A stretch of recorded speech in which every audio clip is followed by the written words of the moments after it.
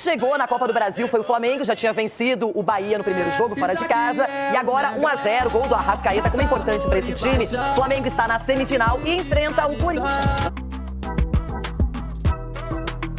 De inverno carioca, onde de dia os termômetros chegaram a passar dos 41 graus. Flamengo e Bahia fizeram um primeiro tempo morno no Maracanã. A gente tem que se adaptar, tem que jogar, não tem muito o que fazer. A vantagem rubro-negra poderia ter derretido logo no início. Aos 5 minutos, Everton Ribeiro serviu Everaldo, que finalizou na saída de Matheus Cunha para fora. A resposta veio no lance seguinte, com Gerson batendo firme para a defesa de Marcos Felipe. Arrascaeta cruzou e Léo Pereira, por pouco, não se aproveitou da indecisão do goleiro tricolor, que se redimiu após essa cobrança de escanteio, evitando o que seria o gol de Bruno Henrique. O atacante foi o escolhido por Tite para substituir Pedro. Nós não fizemos a projeção para o restante da competição, seu Pedro.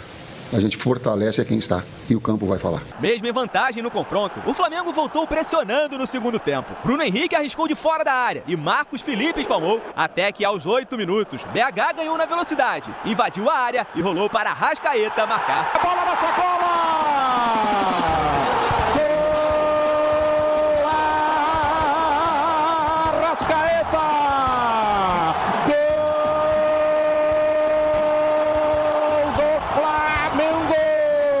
Mesmo não estando 100%, o uruguaio voltou a estar em campo depois de quase um mês fora por causa de uma lesão muscular na coxa. Chegou no sábado e o trabalho que o Arrascaeta fez, eu falei, ele não vai pro jogo. Ele simplesmente disse assim, não dá, tô sentindo, não tô sem as mesmas velozes, não vai.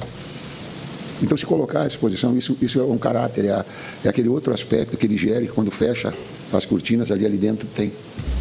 Esse grupo tem. E foi só 1-0 mais uma vez e Flamengo classificado, aumentando a freguesia do Bahia, que foi derrotado pelo rubro-negro nos últimos 10 duelos. E também a de Rogério Ceni, que perdeu todas as 14 partidas que fez contra o ex-clube. Se a gente fizer mais gols que eles, a gente consegue ganhar o jogo. Seria algo tático? Não, eu vou te explicar uma coisa. O Flamengo que eu enfrentei como treinador, eu enfrentei uma vez o Flamengo antes de 2019. O resto é tudo da era 2019 para frente. E o Flamengo se fortaleceu muito nos últimos anos. E algumas vezes a gente não, como último jogo, eu acho que os 2 últimos jogos nós tínhamos sido merecedores de vencer o Flamengo. Mas o Flamengo é forte, tem qualidade, tem bom elenco. Eu acho que é uma coincidência jogar muitas vezes melhor do que o Flamengo e não vai ser. Eu lembro, com o São Paulo, nós finalizamos 26 vezes contra 7 no Morumbi e perdemos a Copa do Brasil. Pelo 4º ano seguido, o Flamengo está nas semifinais da Copa do Brasil. O adversário da vez será o Corinthians, com os 2 jogos acontecendo nas semanas dos dias 2 e 17 de outubro. Com certeza vão ser dois jogos com grandes ambientes e 2 grandes times para fazer uma grande semifinal. Jogou muita bola, o Léo Ortiz, eu estava comentando com você, o Luiz Araújo também, além de aparecer pro ataque, como ele volta para recompor. Recompõe muito bem a marcação no Flamengo, nem todo mundo tem essa característica. E ontem ele até poupou os jogadores da data FIFA, o Pulgar, o Varela, só apareceram no segundo tempo. E deu um time com, pelo menos, um padrão para não sofrer diante do Bahia. A primeira chance foi do Bahia com o Everaldo e depois só deu o Flamengo. Acrescento no teu comentário o Luiz Henrique, que tem jogado bem, né? Às vezes ele joga improvisado como um falso 9, às vezes ele cai por Bruno Henrique. O Bruno Henrique, perdão. É que tem Luiz Henrique do Botafogo, por isso. Perdão, Bruno Henrique, perdão. Você tá pensando em seleção brasileira. Perdão. O Bruno Henrique, né? Fazer ou torcendo para que ele vá bem contra o Corinthians amanhã. Fazer justo, porque ele tem ganhado as oportunidades, tem aproveitado, as oportunidades dele com o Tite, por causa de tantas lesões que o Flamengo vem vivendo. A gente estava comentando aqui, né, da preocupação do Arrascaeta, mas aparentemente parece que não tem problema nenhum. Era um jogo que o Bahia tinha que fazer o jogo mais perto da perfeição possível, que é jogar contra o Flamengo. O Flamengo, quando está comprometido sem bola, que isso aí é um ponto importante, quando você tem um time de muita qualidade, você precisa ter um comprometimento sem bola, que é o que o Flamengo vem tendo. E aí, quando tem a bola, tem muita criatividade, enfim, tanto no setor defensivo, quando a bola passa ali pelo meio de campo, Arrascaeta, Gerson e tudo mais, aí chega na frente com velocidade de Luiz Araújo e Bruno Henrique, o Flamengo começa a criar oportunidade. Você ficou surpreso pelo fato do Gabigol ter sido reserva? Não, zero. Não? Zero surpresa. E eu lembro que a gente conversando aqui, Loirão, quando o Pedro se machuca, aí falamos do Flamengo, eu falei, olha que de repente pode jogar o Bruno Henrique como falso 9, hein? Não sei se vai ser o Gabigol. Falamos aqui, pô. Porque o Gabigol, durante essa passagem dele com o Tite, ele não vem, enfim, tendo muitas oportunidades para ser titular.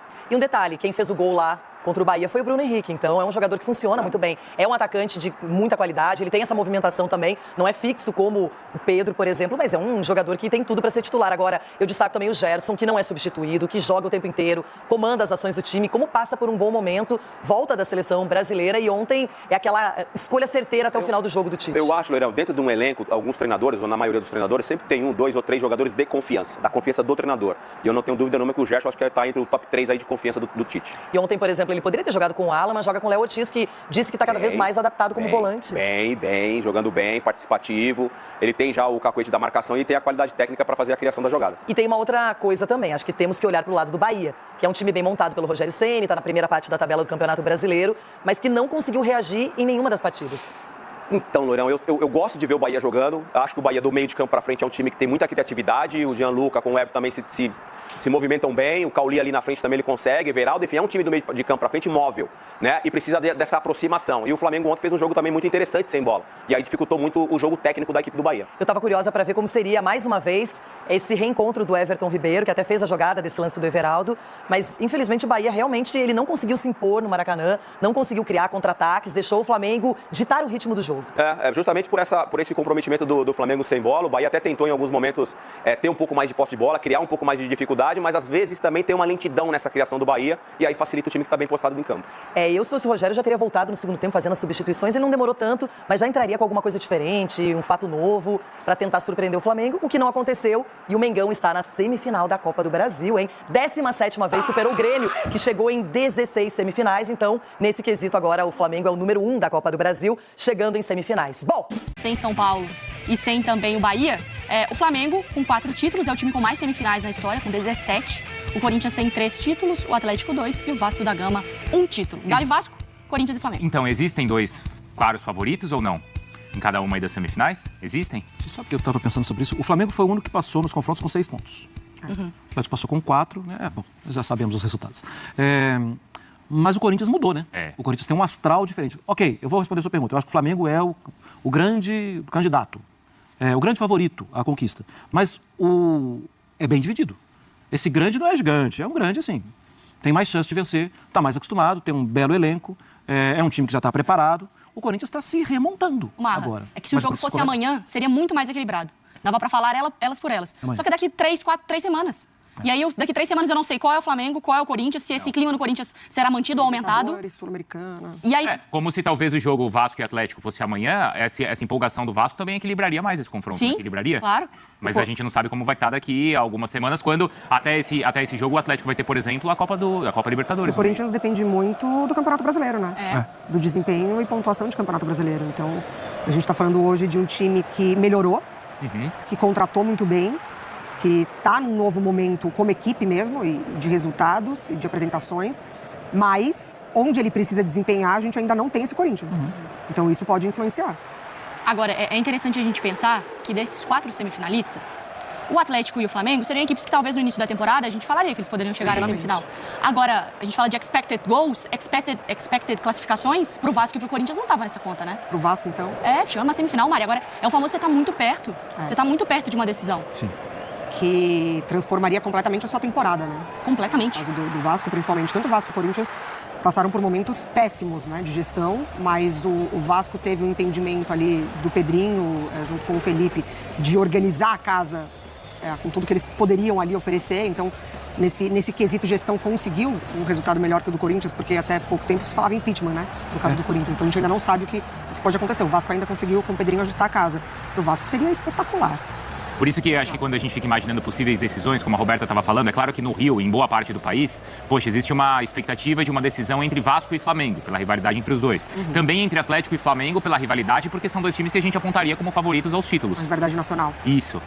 Mas assim, se você pensar uma final entre Vasco e Corinthians, talvez não seja a final mais querida hoje e mais falada, mas, são 2 times que estavam vivendo caos políticos, que ainda vivem, né? Sim. E que a gente não imaginava e que seria uma decisão que já daria um título a um time que a gente não imaginava. E acho que seriam 2 times que disputariam, assim... É a vida no jogo. Nossa, imagina o que seria uma decisão entre esses 2. E aí, assim, eu preciso destacar que existe uma história recente de acerto do Vasco maior que a história do Corinthians, né? Recente. O Corinthians a gente tem visto que está melhorando, mas o Corinthians é muito uma coisa assim, da arquibancada para dentro do campo. O campo não está tão certo assim, o campo está melhorando. O Vasco entende as suas limitações, luta por todas as bolas, eu brinco às vezes, né? Divide com a trave e ganha, a trave sai machucada, o Verratti vai lá e ganha da trave, se bobear alguém vai lá e empurra a trave ainda, o Vasco luta em campo. E isso é para Copa? Isso é bem grande. E já vem há algum tempo, né? Desde a mudança do comando e tal. Para quem a Copa do Brasil faria melhor o título? Porque eu digo assim, um título é bom para todo mundo. Mas eu tô pensando no contexto hoje que a gente tá falando. um Flamengo que ainda não confia plenamente no Tite. Acho que talvez essa relação de conquistar um título não é garantia, mas eu acho que amenizar, acho que seria... Você tem uma chancela de algo que foi feito. Pro Galo, que precisa das Copas, porque no Brasileiro não tem garantia, Libertadores a gente sabe como é traiçoeira e é muito mais... Poxa, o Atlético está do lado da chave. Tem o Fluminense, que é o atual campeão, e o River Plate. Não tem garantia nenhuma. O Corinthians, eu preciso explicar, dinheiro e título. O Vasco, preciso explicar, dinheiro e título depois de tanto tempo. Eu tenho a tendência de olhar para o Vasco e pensar que para o Vasco seria um prêmio incrível. Porque o Vasco foi muito corajoso de romper com aquele que estava fazendo muito mal a história dele e contaminando o campo e tudo mais. E o Pedrinho e o Felipe, como bem lembrou a Mariana, eles também têm sido muito corajosos na manutenção do trabalho do Paiva, porque não é fácil, hein, gente? O Paiva está fazendo um belo trabalho, agora não dá nem para pensar. Mas há algum tempo, teve uma sequência de 2 derrotas aí, coisa... Não, eles... Não tem esse papo de estagiário aqui, não. Vai ficar esse cara aqui, ainda que sem a necessidade do rótulo, né? Então, eu acho que para o Vasco seria um passo muito importante para um novo ano, 2025 com Libertadores e tal. Eu responderia Vasco, eu responderia também Vasco, porque os outros ainda podem conquistar outra competição. O Corinthians ainda pode conquistar a Sula. Eu responderia Vasco. E por quê? O Vasco ganhou, tá 3 anos. Já deu. Então a pergunta não é tão difícil assim. Não, mas porque imagina se for uma final contra o Flamengo. Não, mas aí calma, também não precisa fechar o roteiro inteiro, mas eu digo o Vasco também, porque desses é o que, em termos até de geração, é o que...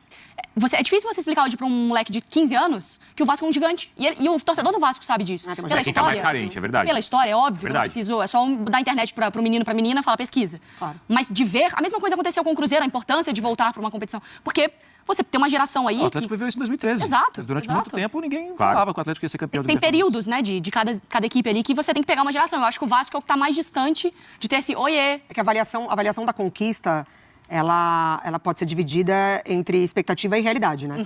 Para Corinthians e para Vasco, vai além da expectativa. Vai muito além do próprio planejamento.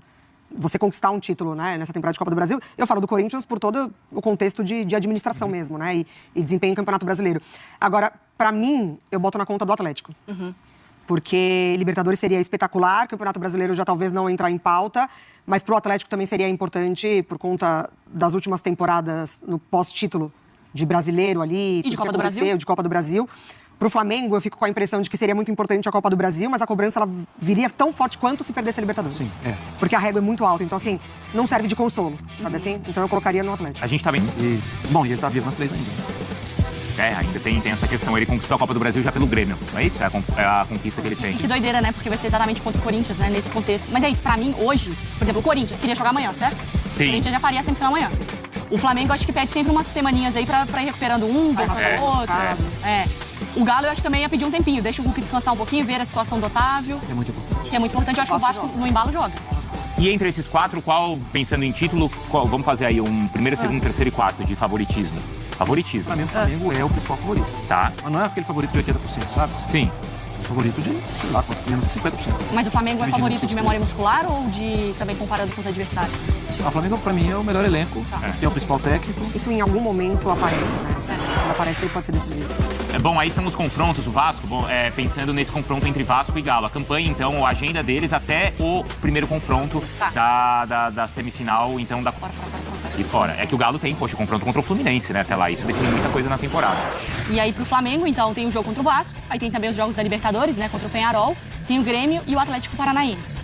O Corinthians, já nessa briga contra o rebaixamento, tem o Fortaleza na Sul-Americana. Líder e vice-líder ali. Então, aí pega o Botafogo, nessa situação do brasileiro. O Fortaleza, que é vice-líder, mas também na Sul-Americana. Um jogo contra o Atlético Goianiense na mesma faixa, né, de classificação. E um clássico contra o São Paulo, né? A volta e o clássico contra o São Paulo. Clássico contra o São Paulo antes, então, da partida semifinal. Esse jogo ainda pode até acontecer em Brasília. E aí você não pode poupar, porque o Campeonato Brasileiro você precisa de acho que é o Bruno Mars. O Corinthians tem um diferencial negativo, que é todo jogo é decisivo. Mesmo assim, ok, o Atlético está muito distante do Campeonato Brasileiro, tem que ir para Libertadores. Tá bom, mas se perder um jogo, vai correr feito louco no final do ano. O Corinthians está na zona de rebaixamento. O Corinthians precisa sair dali, rápido. E acho que no ranking das prioridades, eu tô achando que essa Sula vai ficando em último lugar. Pro Corinthians? Pro Corinthians. Vocês não pensam? Ele vai interpretando da maneira como se apresenta, né, a competição. Assim, a Copa do Brasil, ela também ficaria um pouco mais afastada por conta do Brasileirão. Sim. Acho que se ele desempenha bem lá um 0-0, Fortaleza, ele vai decidir em casa. Em casa ele dá tudo, independentemente da competição. Então, assim, ele vai conforme as Copas vão se apresentar. E eu acho que a Copa tá muito fresca na nossa mente. Lembra do Hugo nas penalidades na Sul-Americana? Sim. O caos que foi, a Sul-Americana, a competição internacional. Virada contra o Juventude, todo o contexto. Entende? Eu acho que tá muito fresco o Juventude pra gente aqui. E aí a gente fala sobre a Copa do Brasil como uma prioridade, mas o Corinthians na Sul-Americana também foi grande, foi loucura, foi pressão, foi Neoquímica Arena explodindo. Claro. Mas aí eu acho que é muito mais por esse ambiente da volta que a Mari lembrou do que... Porque a semifinal da Copa do Brasil contra o Flamengo, ela ainda é uma fase anterior contra o Fortaleza. Ganha esse peso, a questão econômica também, né? Acho que é uma parte da grana. Mas pro Corinthians tem também a questão de ser um torneio internacional. A gente sabe que esse selo pro Corinthians é sempre importante, né? De se firmar assim. Não tem ainda. Bom, a gente vai conversar ainda sobre os jogos de ontem, tá? Separadinhos. Então a gente fala muito sobre Flamengo e Bahia e a gente também fala